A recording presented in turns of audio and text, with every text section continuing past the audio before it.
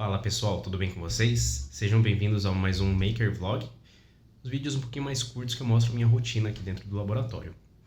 E nesse vídeo aqui eu vou mostrar como foi o reparo de uma fonte 30 volts 10 amperes ajustável que eu comprei da China. Uma fonte bem legal, aguentou bastante coisa que eu fiz com ela, mas por algum motivo simplesmente parou, começou a queimar fusível, queimou um fusível que era 3 amperes, se não me engano, fusível, troquei, continuou queimando, e daí eu peguei o multímetro ali, testei o primário ali, logo onde entra a tensão alternada, e aparentemente estava tudo normal. Testei a saída e estava em curto, uma resistência muito baixa. Daí foi onde eu comecei as investigações.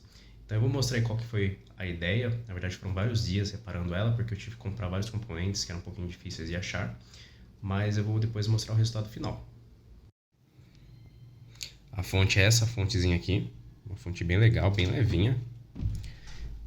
Tem uma boa construção, só que ela simplesmente parou, então vamos ver o que deu. Então, já que eu medi o primário e não tinha curto, e mesmo depois de trocar 2 vezes os fusíveis não resolveu, continuou queimando, e eu medi a saída e estava em curto, eu fui direto nesse diodo, que é o maior componente aí da placa, justamente por ele ser o maior e por ele separar o circuito.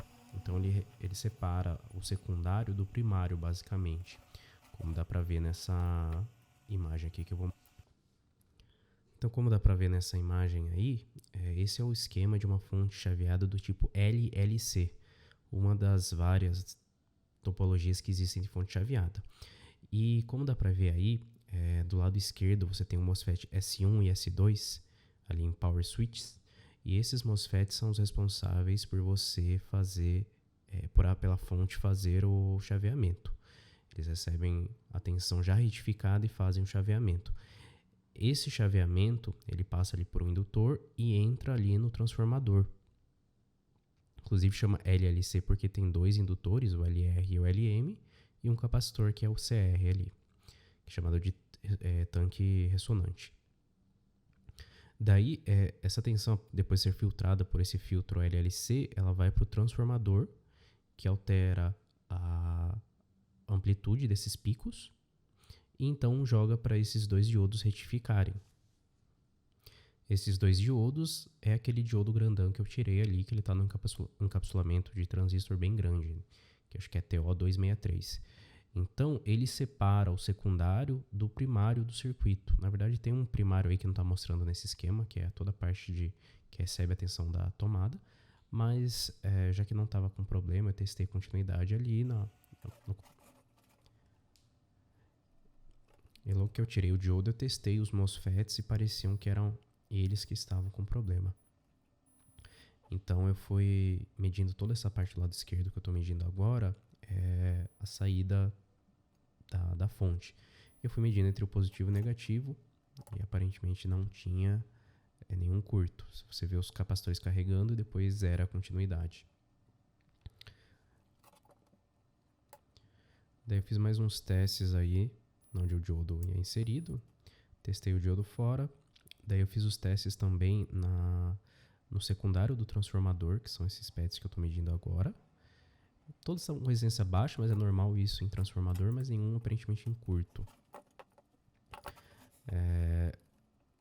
Daí eu quebrei mais um pouquinho a cabeça, medi os componentes em cima aí para ver se não tinha nenhum curto.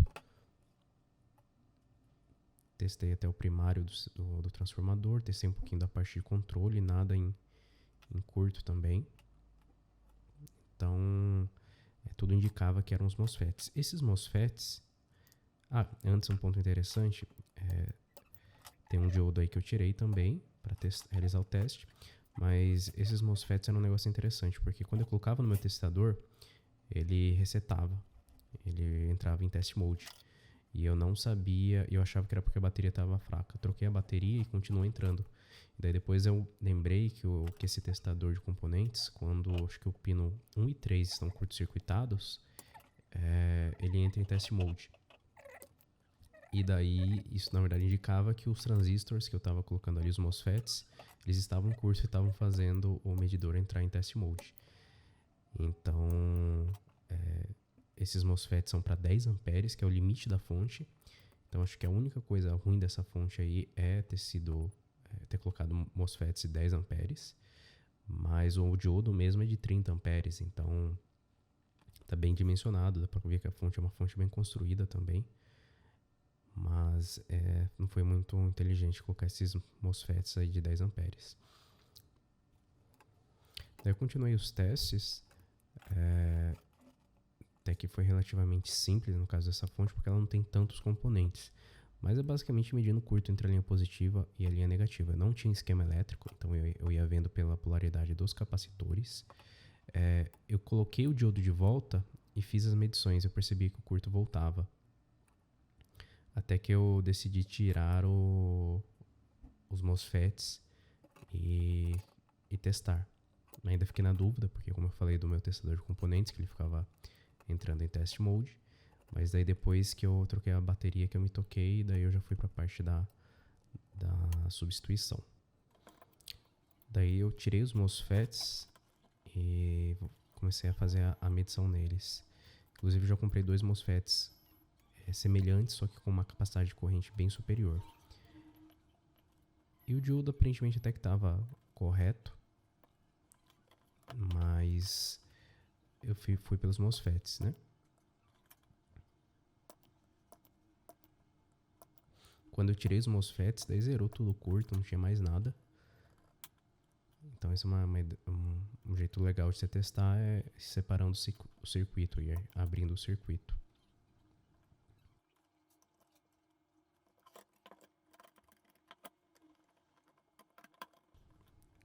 Daí eu voltei os componentes. Primeiro eu parafusei eles para ficar mais fácil de soldar já na posição. Eles têm pasta térmica ali, fiz isolamento. Mas eu vi que ainda tinha...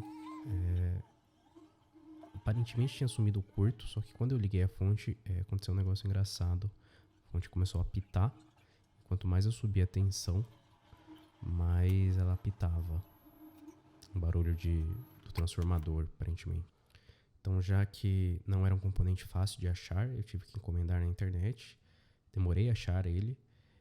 Ele era um diodo, 2 diodos duplos no encapsulamento isolado de 30 amperes, 200 volts. Então era muito específico, mas daí eu achei um compatível na internet. E fiz a encomenda. Quando chegou, isso foi depois de vários dias, daí eu fui montar. Eu tinha colocado um outro diodo de menor capacidade, que não era isolado, só para testar, e tinha funcionado. Então o que queimou aí, como dá pra ver, funcionou. E o que queimou foi os MOSFETs e o diodo, por consequência. Esses componentes eles são isolados, então é bem importante acertar certinho o parafuso ali. Daí eu voltei também aquele diodo de sinal que eu tinha tirado, um N4148, e fixei e aparentemente funcionou perfeitamente. Mas, no geral, é isso. Só mostrando aqui um pouco qual é a linha de raciocínio na hora de fazer o conserto de uma fonte dessas. Espero que tenha ajudado aí. E esse é mais um vlog, Maker Vlog.